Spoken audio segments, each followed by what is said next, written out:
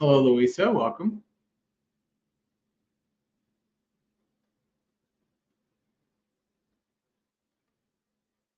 Hello, Yankee.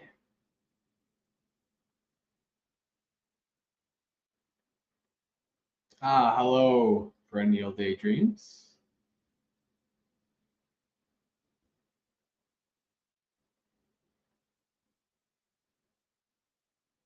Hello, Jay.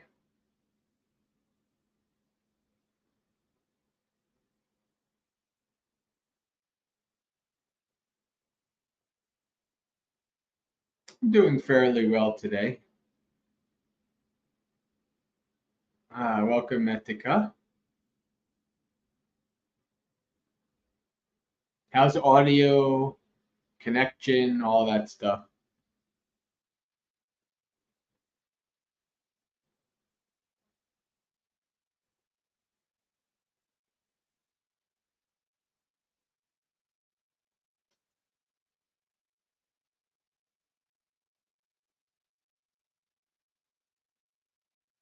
Thank you, Louisa. All right. Thank you all.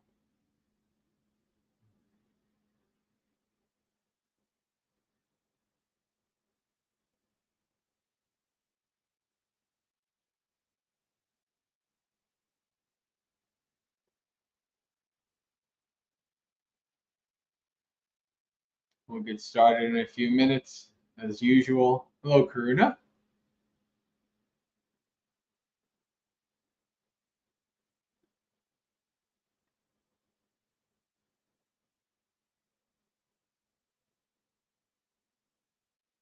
Hello, Gregory.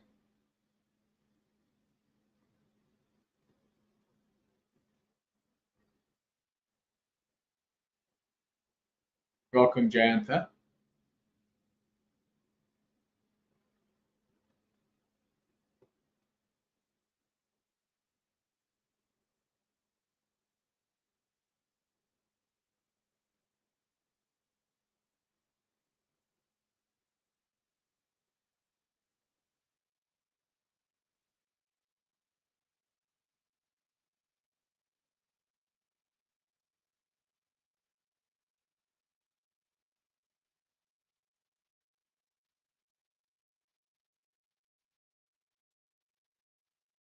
Welcome, Visakha.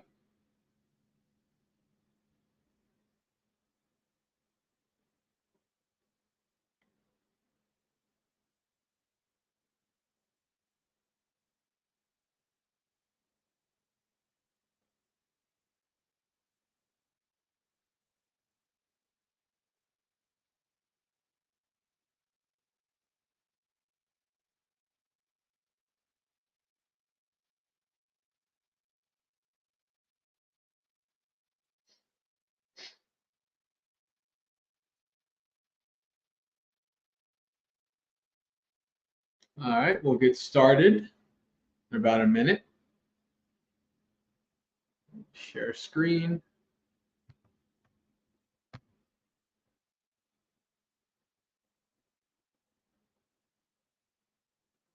Mithras Matt. That's the name I don't think I'm familiar with. Is this your first time with us? Welcome.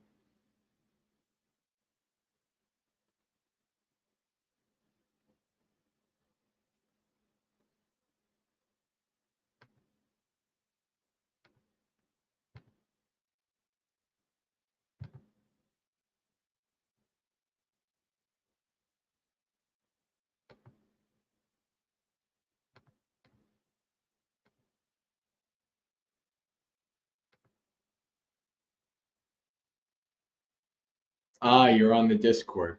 All right.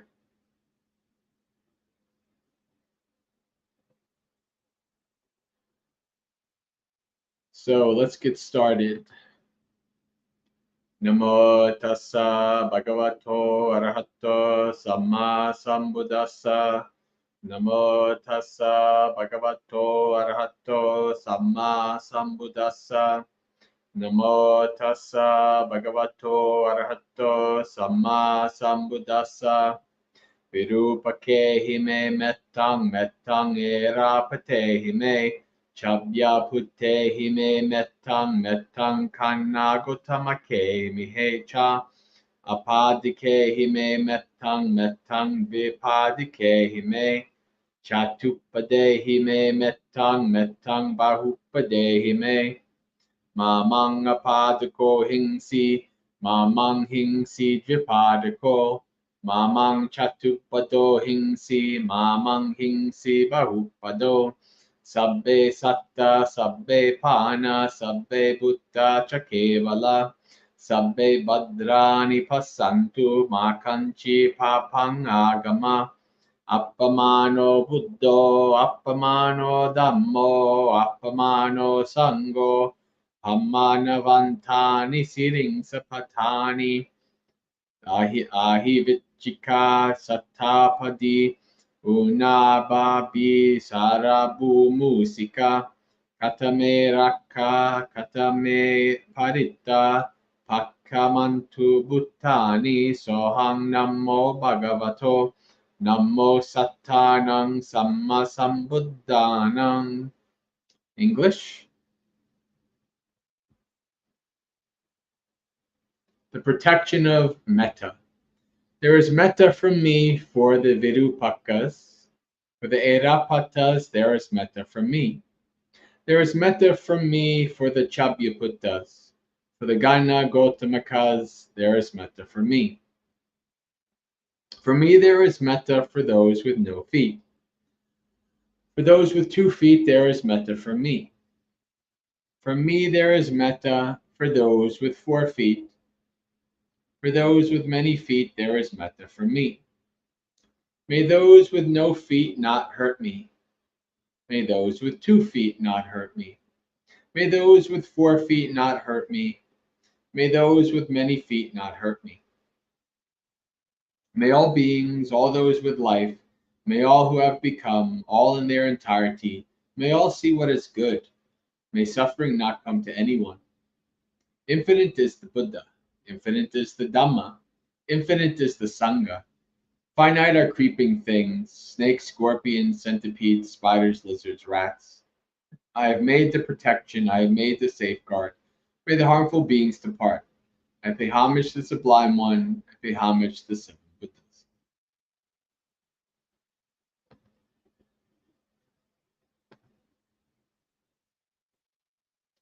So, for those of you who maybe have never heard this chant before, this is from a sutta. It's called By a Snake.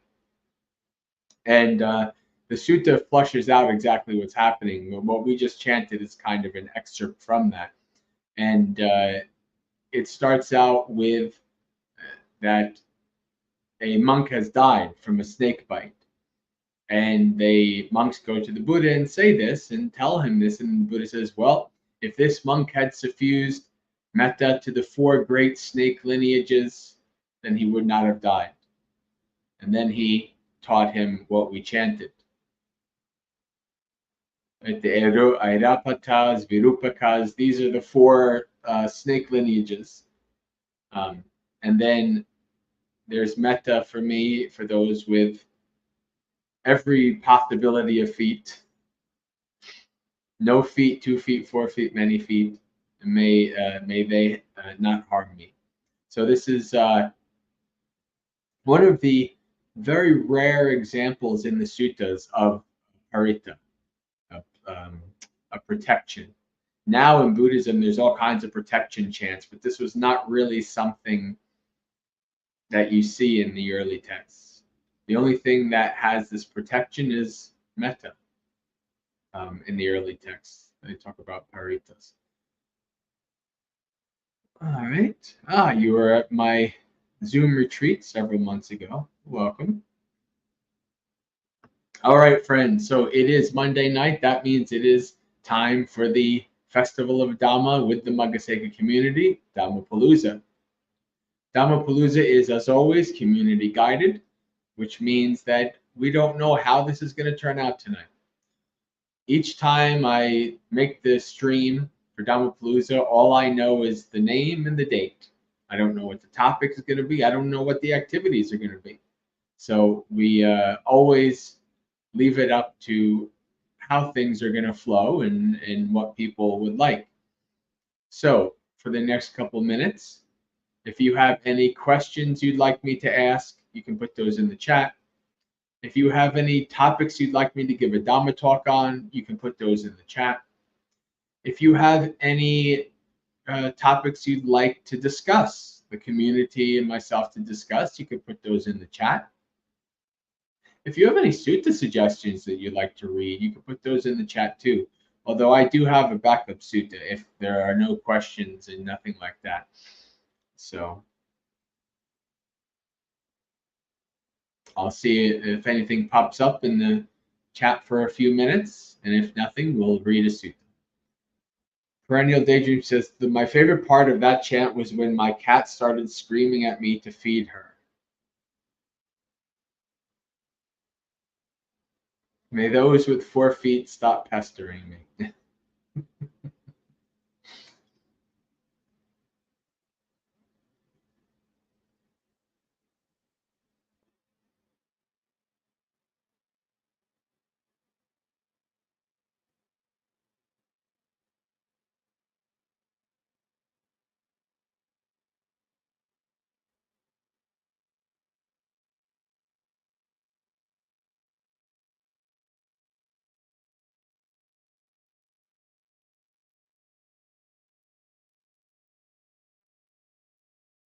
Mithras Matt wants to do one of the most complicated suttas in the Majjhima Nikaya.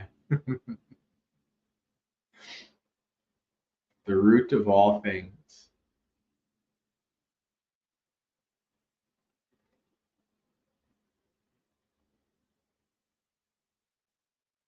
I think I did that.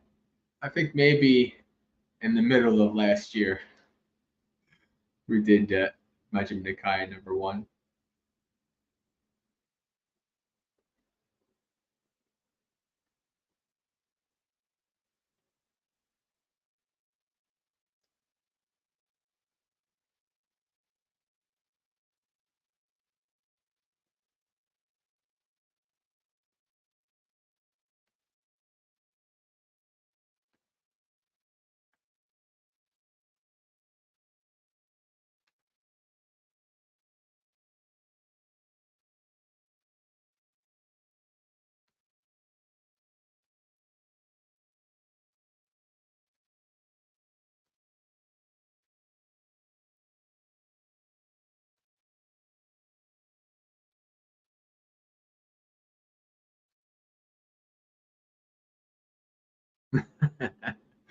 I have made a tab of it, and I don't know that we'll do it tonight because it is quite large and quite complicated, but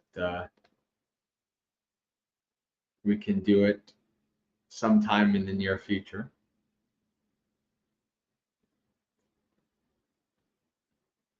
I've been trying to understand the in the middle sutta, Anguttara Nikaya 661.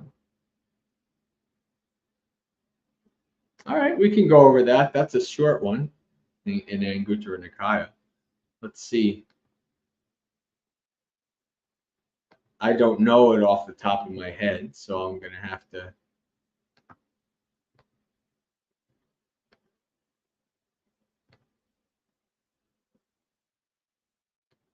We can actually, let me share screen.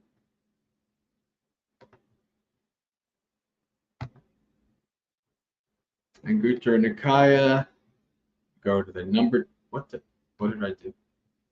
Oh, there we go. Number discourses.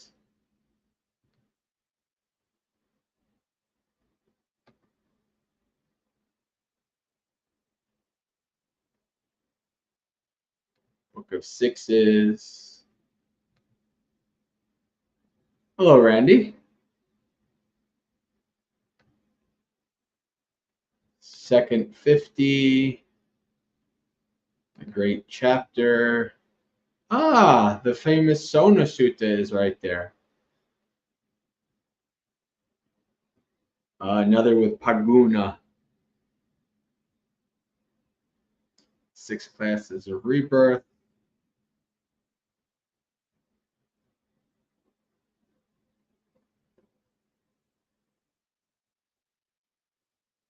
Oh, that's why you don't understand it. You have to read the. You have to read this the Sutta Nipata. This is a reference to another sutta. So yeah.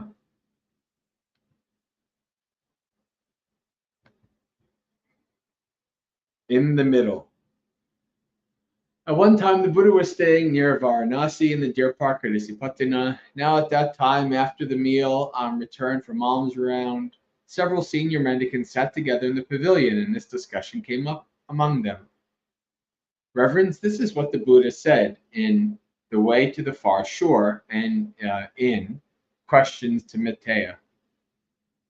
The thoughtful one who has known both ends and is not stuck in the middle. So known both ends. That can be an interesting one. That could mean a couple different things. Most likely what this is pointing to is in the Dhammapalooza Sutta, where the Buddha talks about the two extremes of hedonism and what's the word? Maximum asceticism. I'm trying. There's another word for it that they use in the translations, but the surviving on one grain of rice and sitting on a bed of nails and all that kind of stuff. These overly ascetic practices. So it's and the Buddha says, without going to either extreme, I practice towards the middle. The middle is the Noble Eightfold Path. So that's what I would say. So, and he has known both ends. He was, he was like a senator's son who had 3 palaces full of women, and he could lounge around. So he knew the hedonism, and he also practiced for 6 years the mortification. That's the word.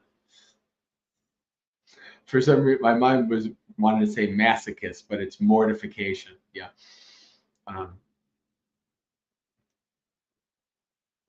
And is not stuck in the middle.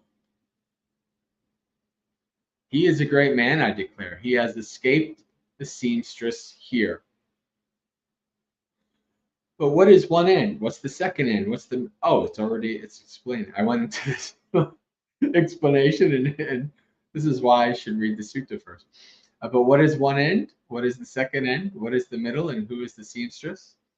When it was said, one of the mendicants said to the senior mendicants, contact reference is one end. The origin of contact is the second end. The cessation of contact is the middle. And craving is the seamstress. For craving weaves one to being reborn in one state of existence or another. Oh, this is an interesting simile.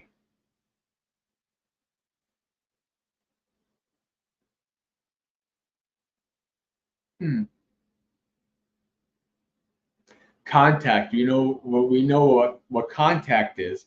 Contact is the internal and external sense bases along with the consciousness. So I forms I consciousness, that equals contact. So contact is one end, the origin of contact is the second, the cessation is the middle. When you've let go of the craving, you let go of all of that. That's how a mendicant directly knows what should be directly known and completely understands what should be completely understood. Knowing and understanding, thus they make an end of suffering in this very life.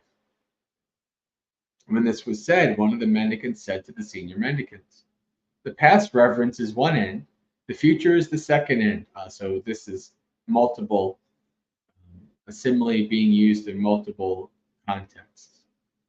The present is the middle, and craving is the seamstress. That's how a mendicant directly knows an end of suffering in this very life. When this was said, one of the mendicants said to the senior mendicants, pleasant feeling reverence is one end, painful feeling is the second end, neutral feeling is the middle, and craving is the seamstress. That's how a mendicant directly knows an end of suffering in this very life. When this was said, one of the mendicants said to the senior mendicants, "Name, reverends, is one end, form is the second end, consciousness is the middle, and craving is the seamstress." So Namarupa and Vijnana, name and form and consciousness. Craving is the seamstress. That's how a mendicant directly knows an end to suffering in this very life. When this was said, one of the mendicants said to the senior mendicants, "The 6 interior sense fields, reverends, are one end. The 6 exterior sense fields are the second end. Consciousness is the middle, and craving is the seamstress." That's how a mendicant directly knows an end of suffering in this very life. When this was said, one of the mendicants said to the senior mendicants, "Substantial reality." So this is, Bhikkhu Bodhi translates this as identity. Bhante Sujato is going with the concept of substantiality here, translating it as substantial reality. Reverence is one end. The origin of substantial reality is the second. The cessation of substantial reality is the middle. And craving is the seamstress. For craving weaves one to being reborn in one state of existence or another. This is a longer sutta than I expected. Let's see. Elf mortification, huh?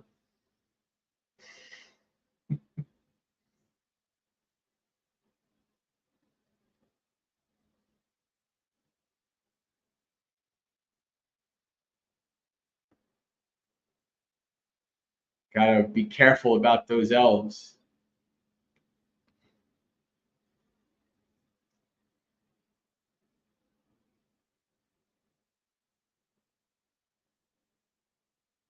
When this was said, one of the mendicants said to the senior mendicants, "Each one of us has spoken from the heart." Let's see.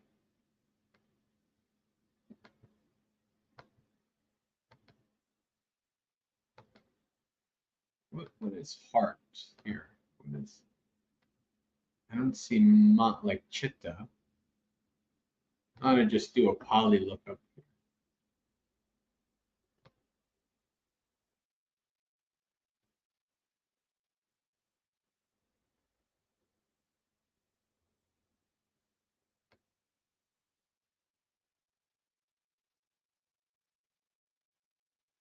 I wonder if Bhante Sujata is taking some leave here, because I think it should be, "Each one of us has spoken with eloquence and ingenuity." That's probably a better way of putting it. Come, reverends, let's go to the Buddha and inform him about this. As he answers, so we'll remember. "Yes, Reverend," those senior mendicants replied. So what you just saw was a Dhamma, like a Kalyanamitta Dhamma discussion between monastics in ancient days, like ones that you might have if you go to Bhavana or various places, or on the Discord, and you have Dhamma discussions with fellow practitioners. You saw an ancient Dhamma discussion, basically. Then those senior mendicants went up to the Buddha, bowed, sat down to one side, and informed the Buddha of all they had discussed. They asked, "Sir, who has spoken well? Mendicants, you have all spoken well in a way. However, this is not what I was referring to, the way to the far shore, and the question to Matteo, when I said, the sage has known both ends and is not struck in the middle. He is a great man, I declare. He has escaped the seamstress here. Listen and apply your mind. I will speak." "Yes, sir," they replied. The Buddha said this: "Contact, mendicants, is one end. The origin of contact is the second end. The cessation of contact is the middle, and craving is the seamstress. For craving weaves one to be reborn in one state of existence or another." Wait, isn't that what the first one said? Contact, origin of contact, second. That's how Meningit directly knows what should be known and completely understands what should be completely understood. Knowing and understanding, thus, they make an end of suffering.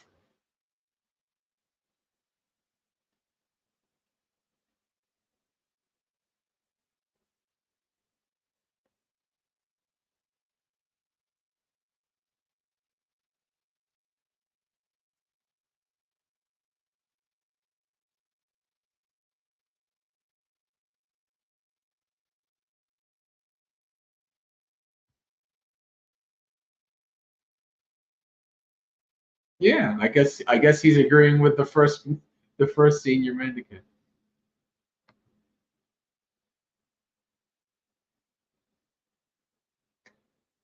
Um, I I think like the Buddha's saying, you all were right in a way, but this is how I would say it. So they were probably, there's just like different monastics you might listen to have different perspectives on things today. They had different perspectives and they were all kind of barking up the right tree, perhaps, but the Buddha spoke then with clarity.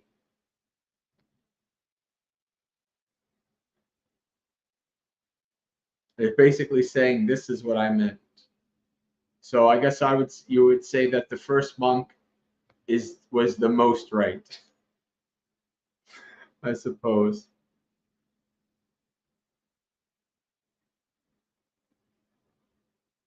So let's see if we can find it. I don't know that we're going to read the sections from the Sutta Nipata, but I can at least kind of show you where it is. So we wanted to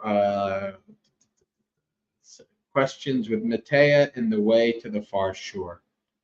All right. Let's go to the minor discourses, the Khuddaka Nikaya.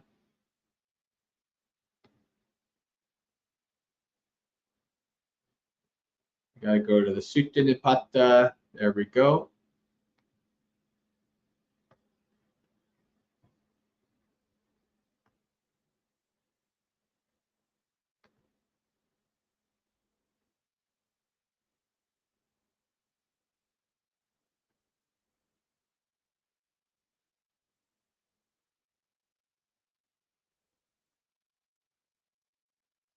I think this is it. I could be wrong. I don't know if it's necessarily the name of the sutta or if something that he spoke about. I don't know that it's the name of the sutta, but we can look.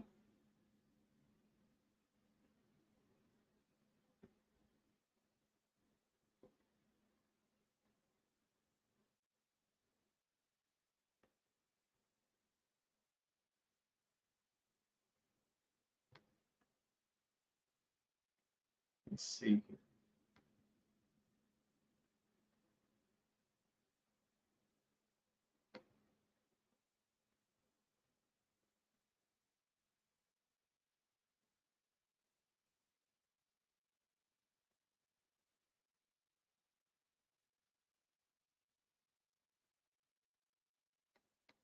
I'm going to go back.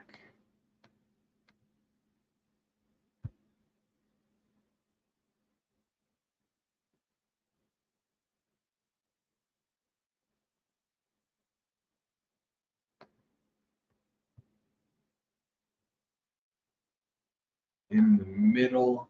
Let me see. Because Bhante Sujato, Sutta Nipata 5.3. Right.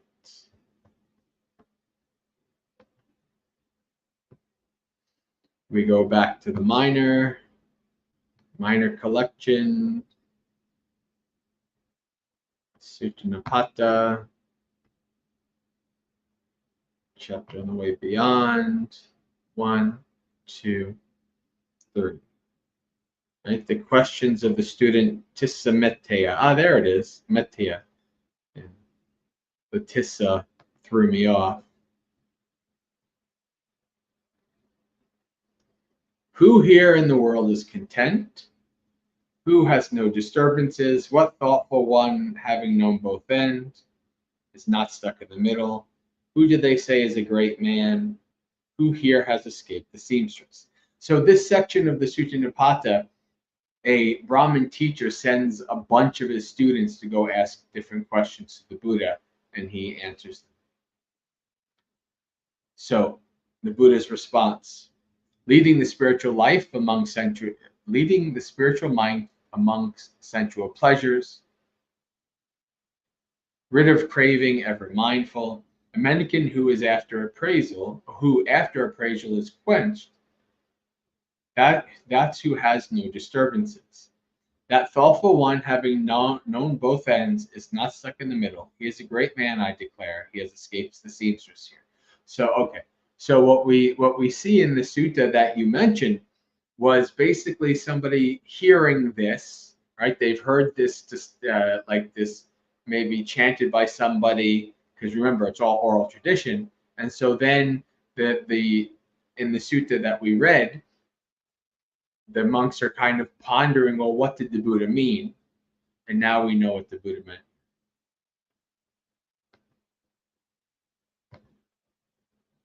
Hello, Dharma learner. Welcome.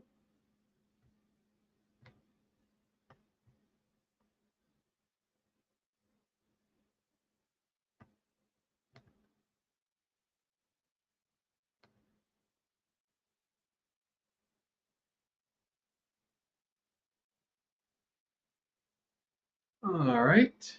I see we have some people making comments. I'll check the chat here.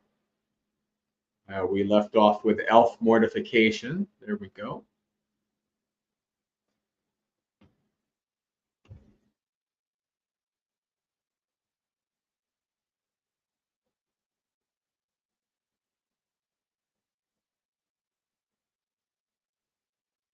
I don't really understand how the cessation of something can be in the middle. How can the cessation of personal existence be between personal existence and its origin?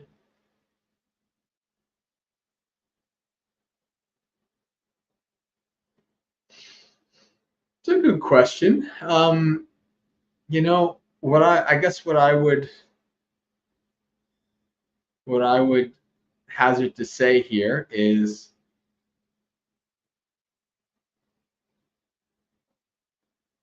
that the middle, going with the theme of the middle way, that the cessation of this is in between. The cessation is kind of the middle way of that. Is that right? No idea. This is a very interesting question to a fairly obscure sutta. So I'm not sure that I could give you a satisfactory answer on that one.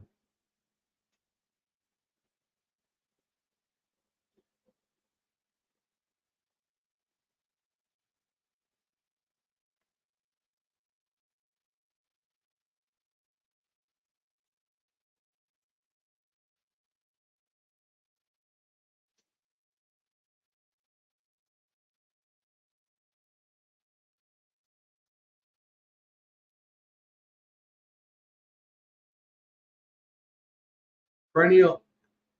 Oh, it's not included in the Chinese agamas. Okay. Okay. I was like, where? That's confusing. Um,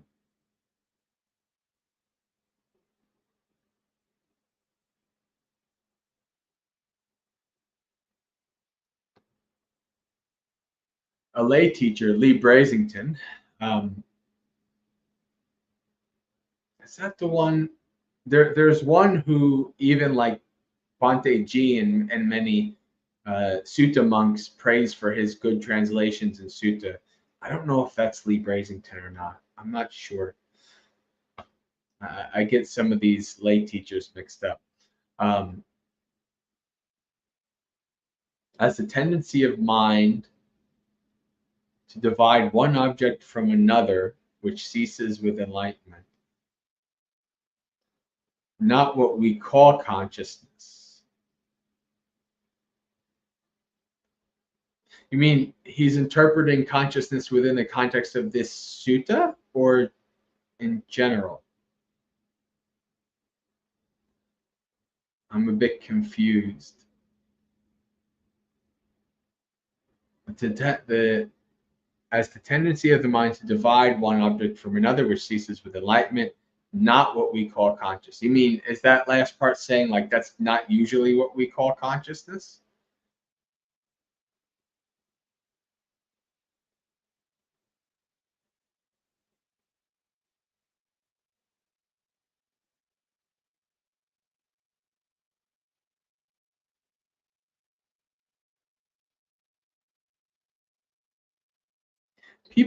Different people have a lot of weird things when it comes to consciousness. I just try to stick to what the Buddha says in the suttas with it. You know, almost always. There's I think one or two rare exceptions, but almost always the Buddha, when defining consciousness, is defining it within the context of the six senses.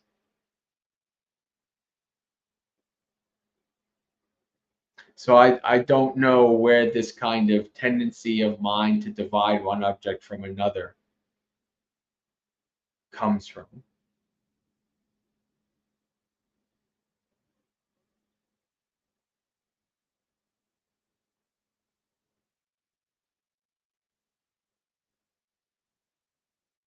The perennial daydream is, yeah, actually that that is kind of, well, I think Lee Brasington is a man, first of all. I'm pretty sure, but implying some sort of non-dualism, and actually that does feel like the implication as well. um, I would need more clarification to understand. um, yeah.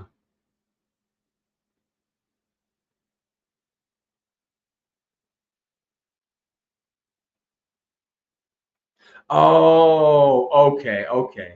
I understand. Now that makes, now I kind of understand.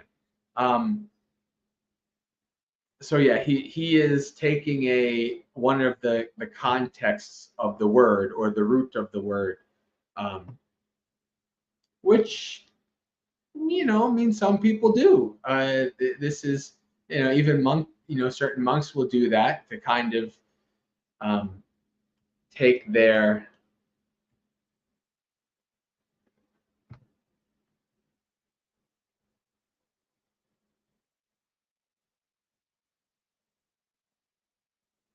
I'm just checking out the full uh, definition of vijnana to see where he might have gotten that from.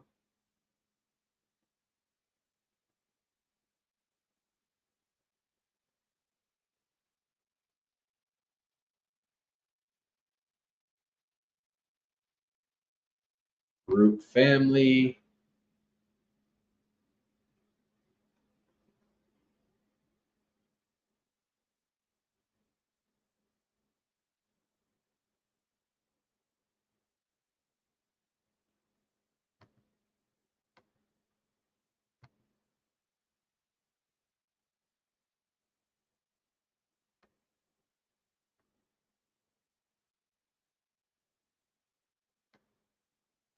V is division. Yeah, so this is like going deep into the roots of the roots, basically, where he's getting that from. Um, I think it's probably going too far, I would say. But that's a kind of question I think that you would, probably somebody would be able to better dissect that in like a Bhante Analio or a Bhikkhu Bodhi or a Bhante G. Like, I would like to hear what their perception of that kind of contextual contextual, what would you say, mix and matching that Lee Brasington is doing there.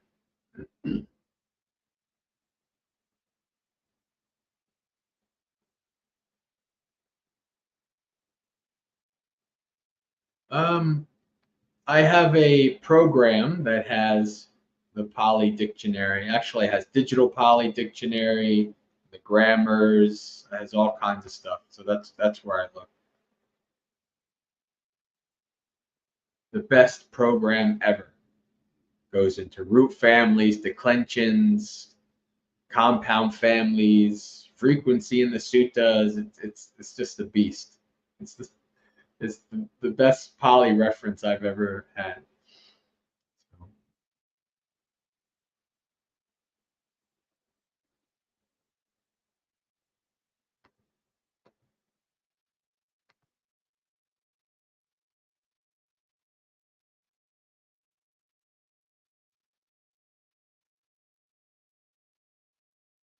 Oh, those are I named the dictionaries.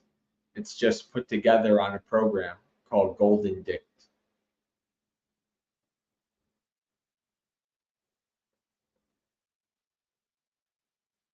Are you on the Discord? Send me an email or a Discord or whatever. Contact me in some way, and I'll send you the link on where to get the stuff and how to download it and install it and all that. It's a process. It's not. It's easy, but it's a process.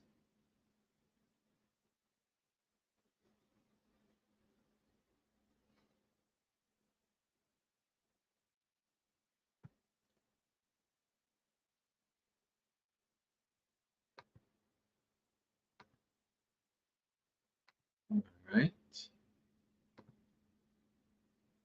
Why don't we read the sutta that, since don't see too much in the chat going on, we'll read the sutta that I've been wanting to read for the last couple Dhammapaloozas. Might as well.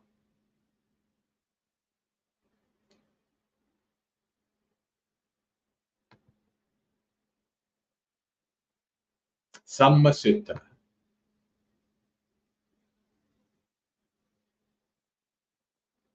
Or Samasa Sutta, not Samma, like right. Self-examination.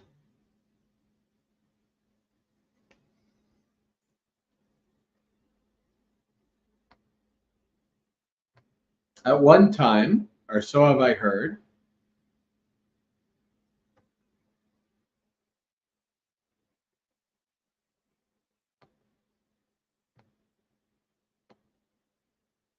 at one time the Buddha was staying in the land of the Kurus near the Kuru town named Kammasadhamma. You know where else this is? This is actually from a very famous sutta in the same place. There the Buddha addressed the mendicants. Mendicants, venerable sir, they replied. The Buddha said this: Mendicants, do you perform inner self-examination?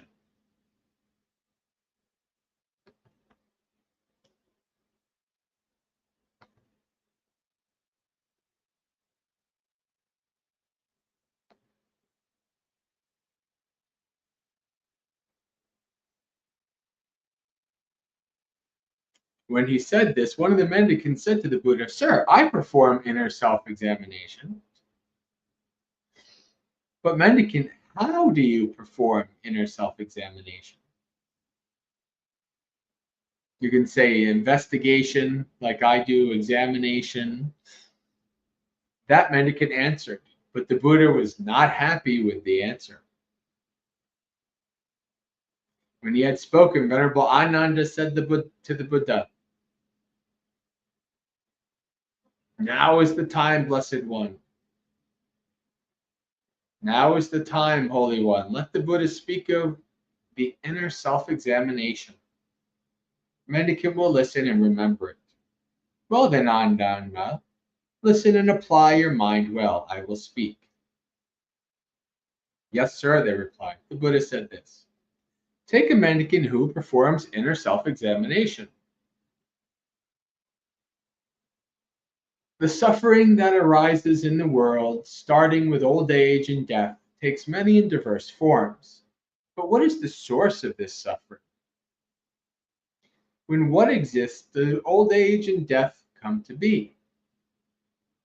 And when what does not exist, the old age and death not come to be. While examining, they know.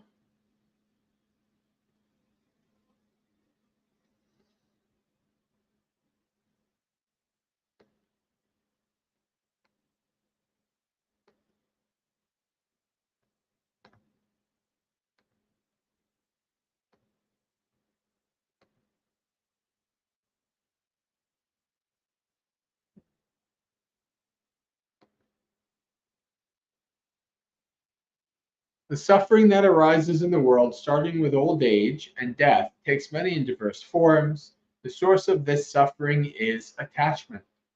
When attachment exists, old age and death come to be. And when attachments do not exist, old age and death don't come to be. They understand old age and death, their origin, their cessation, and the fitting practice for their cessation. And they practice in line with that path. This is called a mendicant who is practicing for the complete ending of suffering, for the cessation of old age and death. They perform further inner self-examination. But what is the source of this attachment? When what exists, does attachment come to be? And when what does not exist, does attachment not come to be? While examining, they know the source of this attachment is craving. When craving exists, attachments come to be. And when craving doesn't exist, attachments do not come to be. They understand attachments as their origin, their cessation. They understand attachments, their origin, their cessation, and the fitting practice for their cessation. And they practice in line with that path. This is called the mendicant who practices for the complete ending of suffering, for the cessation of attachments. They perform further self-examination.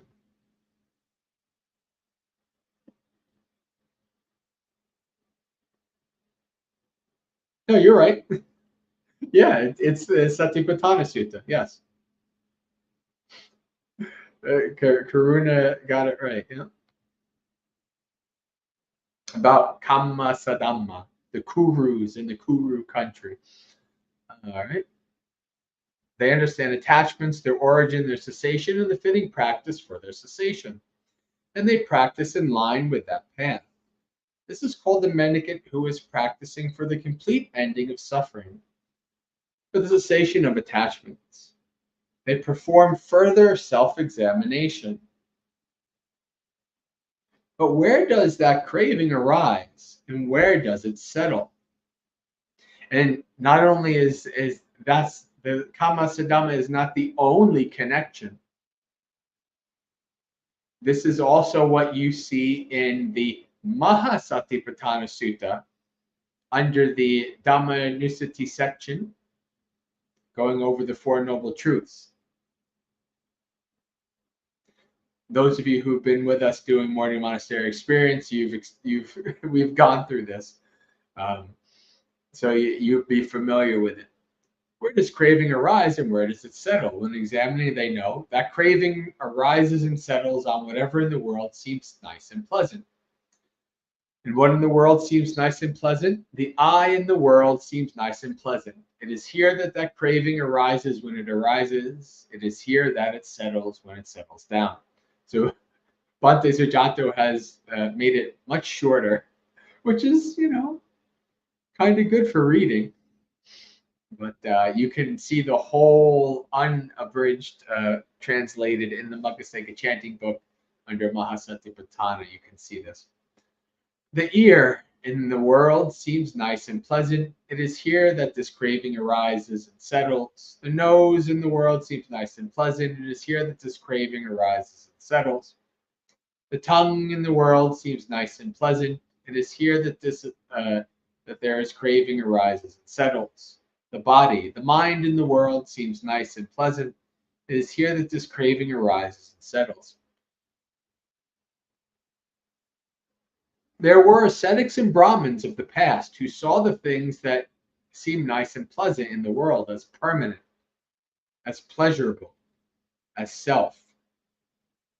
So they saw it as Nicca, Sukha, and Atta, as opposed to three characteristics of existence, anicca, dukkha, and anatta, as healthy and as safe. Their craving grew, and as their craving grew, their attachments grew. As their attachments grew, their suffering grew. And as their suffering grew, they were not freed from rebirth, old age, and death, from sorrow, lamentation, pain, sadness, and distress. They were not freed from suffering, I say. As you can see, there's very heavy undertones of dependent origination in this sutta. So when this arises, that arises. This is where it arises, this is where it ceases. We have Paticca Samuppada, we have Satipatthana. Very, very good sutta.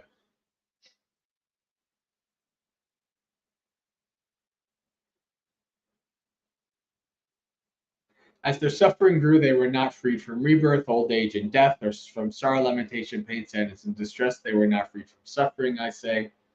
There will be ascetics and Brahmins in the future who will see things and that seem nice and pleasant in the world as permanent, pleasurable, and self, as healthy and safe. So this is interesting because usually when the Buddha talks about ascetics and Brahmins, he's talking about like Arya Sangha. He's talking about, at least Sotipanna, mostly Arahants. But here, these are ascetics and Brahmins who are not seeing things correctly. Their craving will grow. As their craving grows, their attachment will grow. As their attachments grow, their suffering will grow. And as their suffering grows, they will not be free from rebirth, old age, and death, from sorrow, lamentation, pain, sadness, and distress. They will not be free from suffering, I say. There are ascetics and Brahmins who see things that seem nice and pleasant in the world as permanent, as pleasurable, as self, as healthy, and as safe. Their craving grows. As their craving grows, their attachment grows. As their attachment grows, their suffering grows. And as their suffering grows, they are not freed from rebirth, old age, and death, from sorrow, lamentation, pain, sadness, and distress. They are not freed from suffering, I say.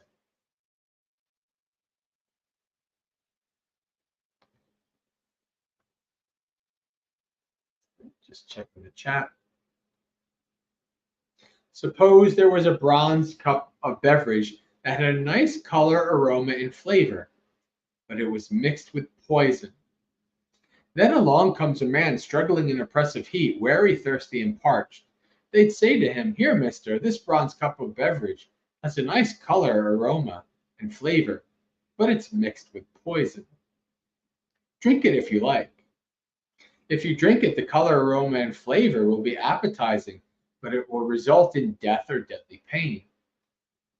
He wouldn't reject the beverage. Hastily, without reflection, he would drink it, resulting in death or deadly pain. In the same way, there are ascetics and Brahmins of the past and the future.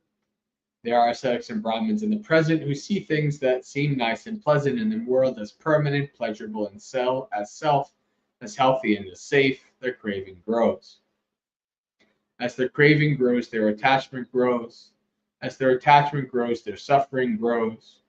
As their suffering grows, they are not freed from rebirth, old age, and death, from sorrow, lamentation, pain, sadness, and distress. They are not freed from suffering, I say. There were ascetics and Brahmins in the past who saw the things that seem nice and pleasant in the world as impermanent, as suffering, as not self, as diseased, as dangerous. They gave up craving. Giving up craving, they gave up attachments. Giving up attachments, they gave up suffering. Giving up suffering, they were freed from rebirth, old age, and death, from sorrow, lamentation, pain, sadness, and distress. They were freed from suffering, I say. There will be ascetics and Brahmins in the future who will see things that seem nice and pleasant in the world as impermanent, as suffering, as non-self, as diseased, and as dangerous. They will give up craving. Giving up craving, they will give up suffering, or that they will be freed from suffering, I say. There are ascetics and Brahmins in the present who see things that seem nice and pleasant in the world as impermanent, as suffering, as not self, as diseased, and as dangerous. They give up craving. Giving up craving, they give up attachments. Giving up attachments, they give up suffering. Giving up suffering, they are freed from rebirth, old age, and death, from sorrow, lamentation, pain, sadness, and distress. They are freed from suffering, I say. Suppose there was a bronze cup of beverage that had a nice color, aroma, and flavor, but it was mixed with poison. Then along comes a man struggling in the oppressive heat, weary, thirsty, and parched. They'd say to him, "Here, mister, this bronze cup of beverage has a nice color, aroma, and flavor, but it's mixed with poison. Drink it if you like. If you drink it, its nice color, aroma, and flavor will refresh you, but drinking it will result in death and deadly pain." Then that man might think, "I could quench my thirst with water, whey, seasoned drink, or broth, but I shouldn't drink that beverage, for it would be for my lasting harm and suffering." He'd reject that beverage. After appraisal, he wouldn't drink it, and it wouldn't result in death or deadly pain.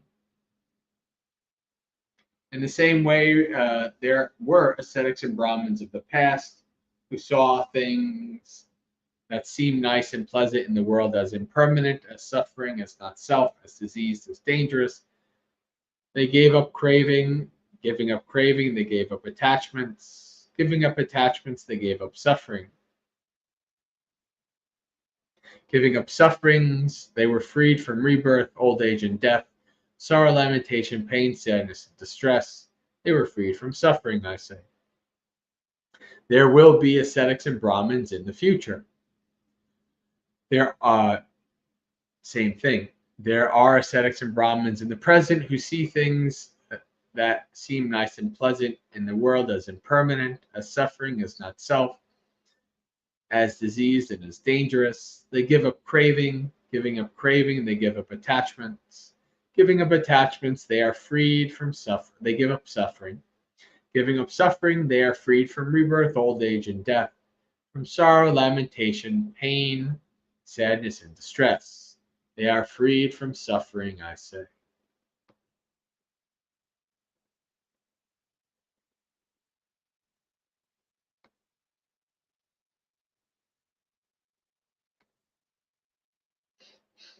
All right.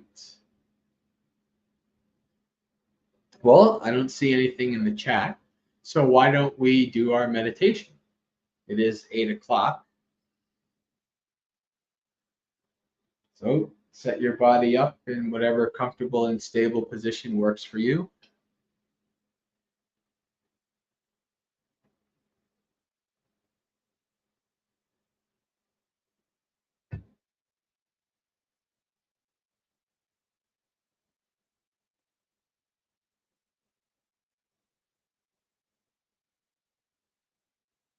We'll start by doing our mindful scan of the body, starting with the feet, moving up to the head.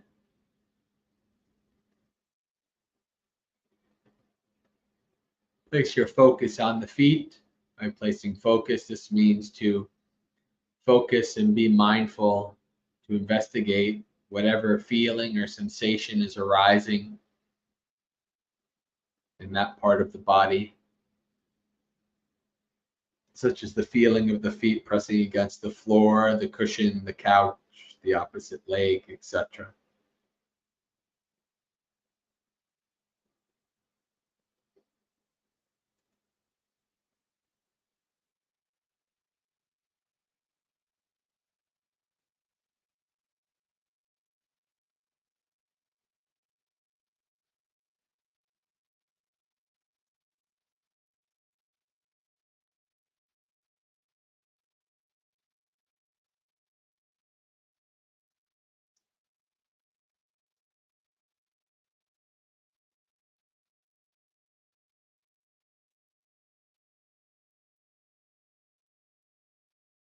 Move up through the ankles into the calves.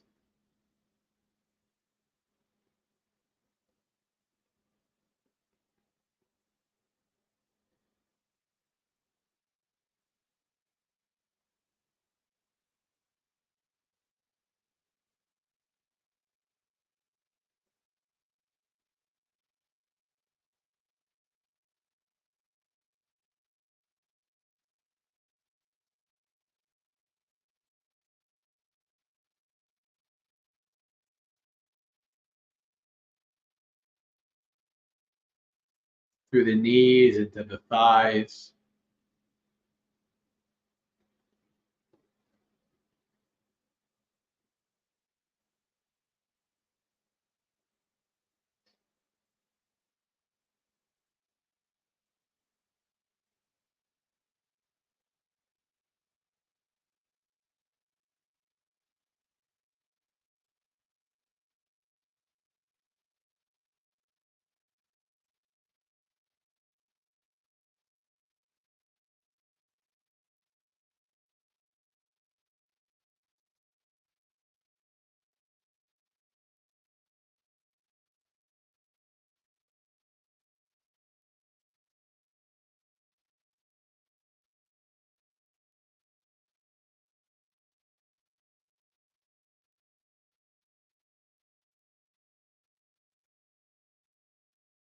Moving the thighs, feeling of the thighs pressing against the cushion,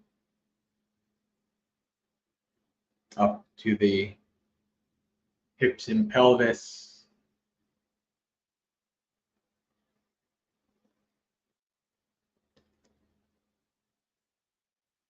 Paying close attention to the position of the hips and pelvis and how that impacts your posture.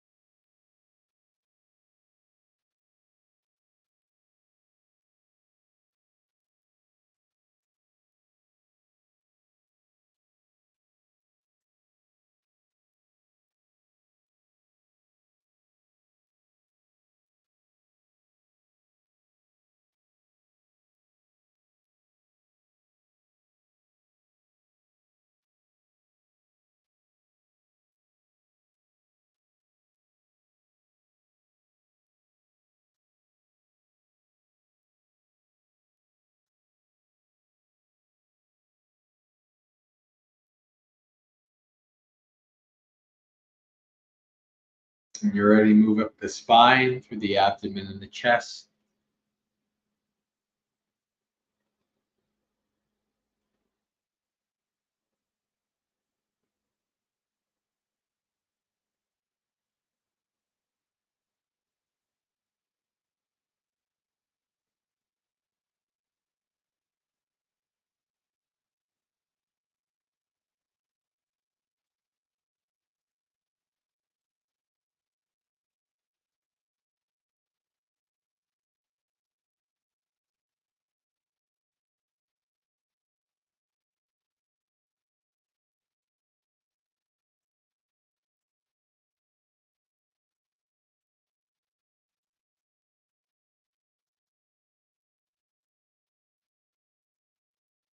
Up to the shoulders, checking they're hanging loosely, not scrunched up and tight.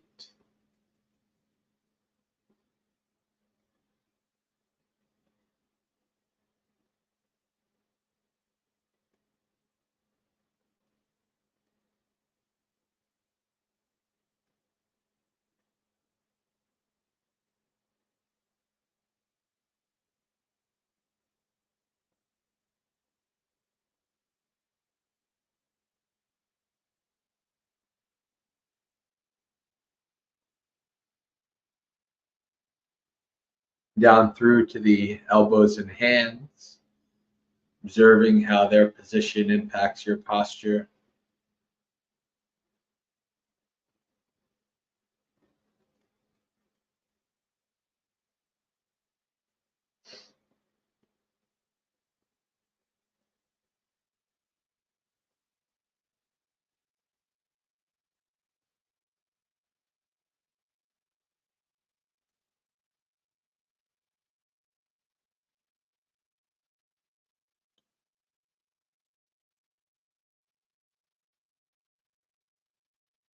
And finally, up to the head, checking that the head is also leaning and slouching, chin parallel to the floor.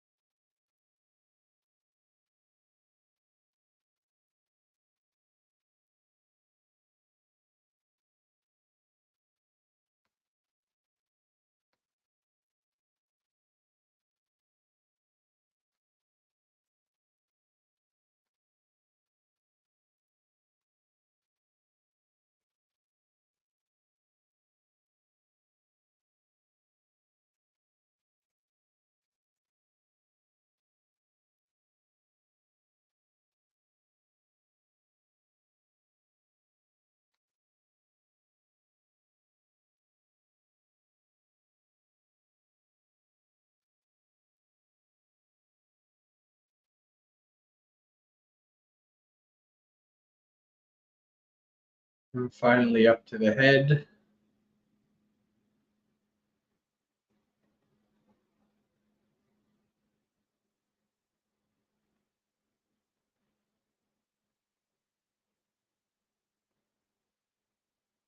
When you're ready, let the body go and take 3 deep breaths.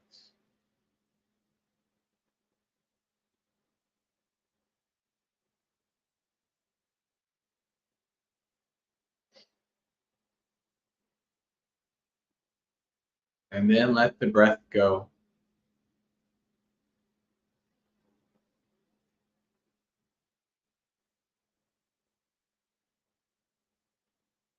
From here on in, try not to manipulate or control the breath in any way.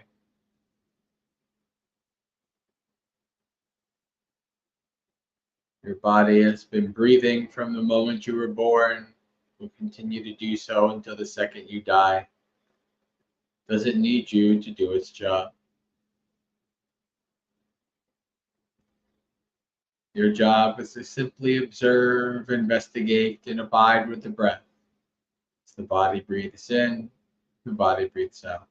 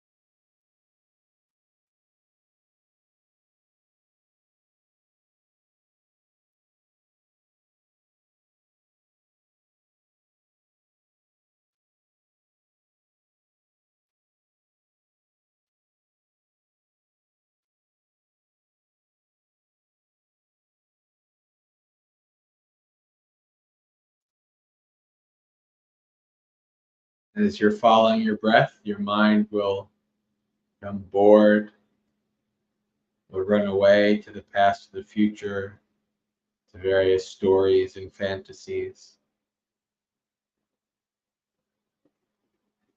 Or a distraction will arise. It will take you away from the breath. When this happens, after a time, you slowly start to dawn on you that you've been taken away. At that point, fully acknowledge you've been taken away from the breath.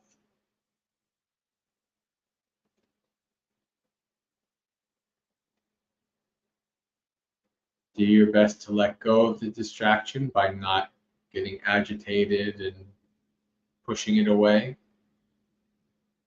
nor by continuing to attach to it. Do your best to let it go, let it be, and then return to the breath. Whenever you're distracted away, acknowledge, let go, and return.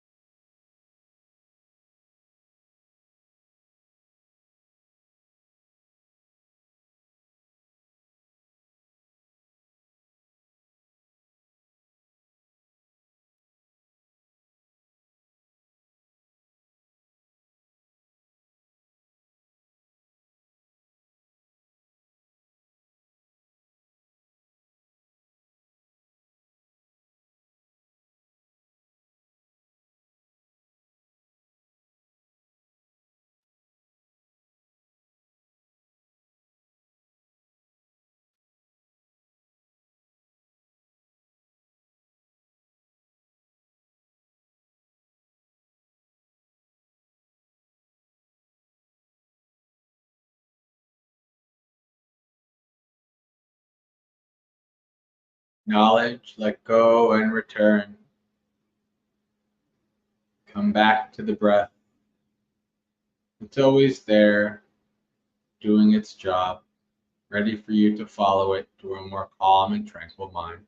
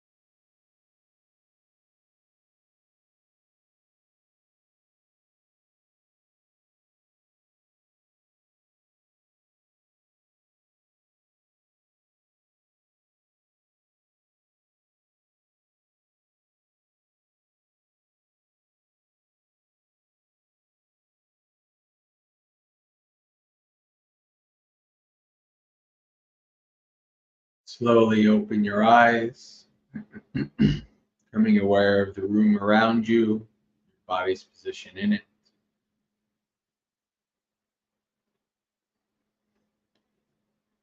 Reflecting on the state of your mind before and after the meditation, and contemplating any experiences that stood out.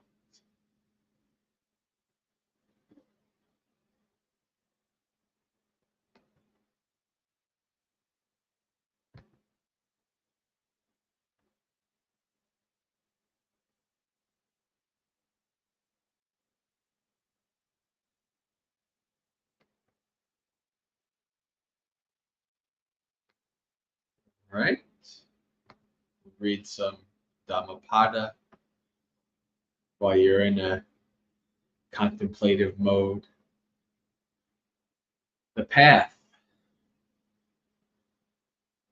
Magga. Of all the paths, the Eightfold Path is the best. Of all the truths, the Four Noble Truths are the best. Of all things, passionlessness is the best. Of men, the Seeing One, the Buddha, is the best. This is the only path. There is none other for the purification of insight. Tread this path, and you will bewilder Mara. Walking upon this path, you will make an end of suffering. Having discovered how to pull out the thorn of lust, I make known the path. You yourselves must strive. The Buddhas only point the way. Those meditative ones who tread the path are released from the bonds of Mara. All conditioned things are impermanent. When one sees this with wisdom, one turns away from suffering. This is the path to purification. All conditioned things are unsatisfactory. When one sees this with wisdom, one turns away from suffering. This is the path to purification. All things are not self. When one sees this with wisdom, one turns away from suffering. This is the path to purification. The idler who does not exert himself when he should, who though young and strong is full of sloth, with mind full of vain thoughts, such an indolent man does not find the path to wisdom. Let a man be watchful of speech, well controlled in mind, and not commit evil in bodily action. Let him purify these three courses of action, and win the path made known by the great sage. Wisdom springs from meditation. Without meditation, wisdom wanes. Having known these two paths of progress and decline, let a man so conduct himself that his wisdom may increase. Cut down the forest, lust, but not the tree. From the forest springs fear. Having cut down the forest and the underbrush, desire, be passionless, O monks. For so long as the underbrush of desire, even the most subtle of a man towards a woman, is not cut down, his mind is in bondage, like the suckling calf to its mother. Cut off your affection in this manner of a man who plucks with his hand an autumn lotus. Cultivate only the path to peace, Nibbana, as made known by the Exalted One. Here shall I live during the rains, here in winter and summer. Thus thinks the fool. He does not realize the danger that death might intervene. As a great flood carries away a sleeping village, so death seizes and carries away the man with a clinging mind, doting on his children and cattle. For him who is assailed by death, there is no protection by kinsmen, none there are to save him, no sons, no father, no relatives. Realizing this fact, let the wise man, restrained by morality, hasten to clear the path leading to Nibbana.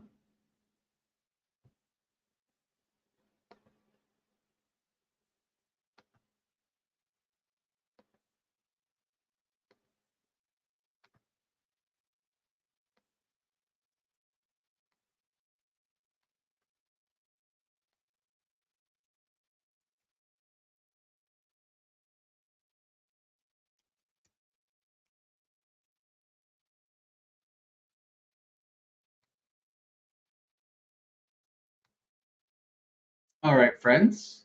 Well, I think this is a good time to do final business and then call it a night.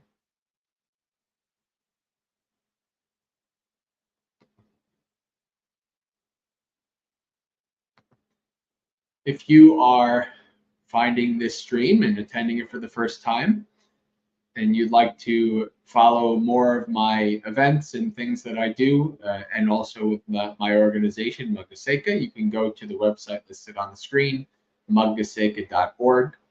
There you can find out all information every time there's a new retreat, a new video, a new article, etc. You can find it there.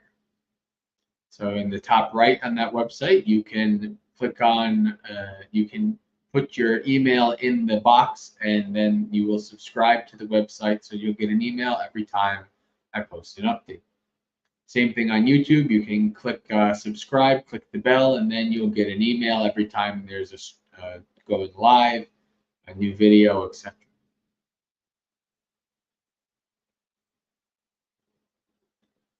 We also have the Maggasekha Discord, which is the community, the Sangha on the program called Discord, that we've been reading suttas and coming together as a Sangha around the Dhamma for over 8 years now. We're a community that is focused and based on the early Buddhist texts, the suttas, both in study and in practice. So if this sounds like something that you might be interested in, you can send an email to the email on the screen, maggasekha@gmail.com, and ask for an invite, and we can send you one.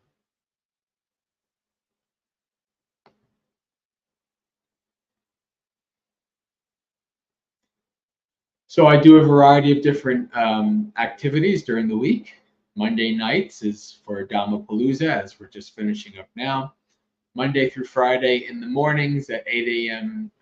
Eastern, GMT -5, that's New York time, we do a morning monastery experience for a half hour.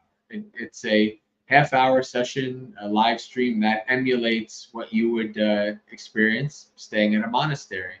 The morning puja, precepts, chanting, little Dhamma thought of the day, etc. Then Saturdays, I do Insight Timer. If you have Insight Timer, you can go on Saturdays at 3 p.m. New York time for a session with Dhamma talk, meditation, Q&A. We also Sunday nights on the Discord community, we read suttas together Sundays at 7 p.m. So with this information, if you'd like to do more with us and attend and things like that, then you can contact us and find us in this way. So let's share merits and call it a night.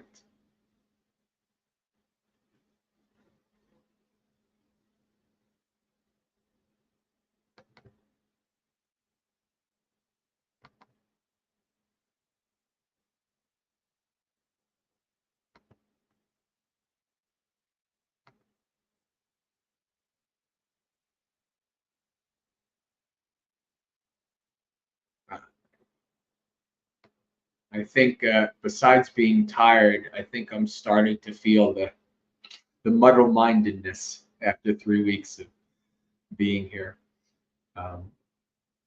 So this might be something you'll see more of in the next couple of weeks. Then you'll start to see what I mean when I talk about being at a vegetarian place for a long time. Anyway, we cut through the muddle-mindedness to do our sharing of merit.